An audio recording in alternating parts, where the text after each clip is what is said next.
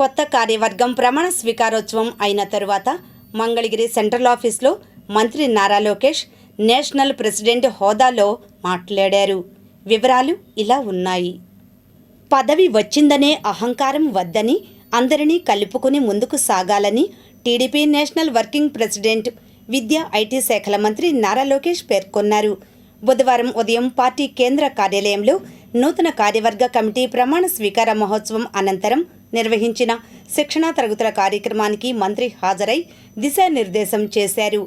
ఈ సందర్భంగా personality development class విన్నారు. అనంతరం మంత్రి మాట్లాడుతూ, పార్టీ నాయకులు నియోజకవర్గాల్లో అందరినీ కలుపుకుని ముందుకు సాగాలి.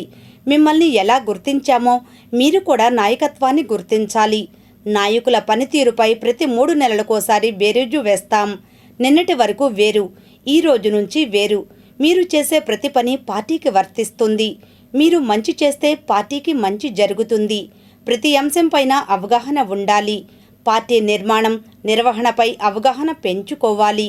సమన్వయంతో ముందుకు సాగాలని ఈ సందర్భంగా లోకేష్ పిలుపునిచ్చారు.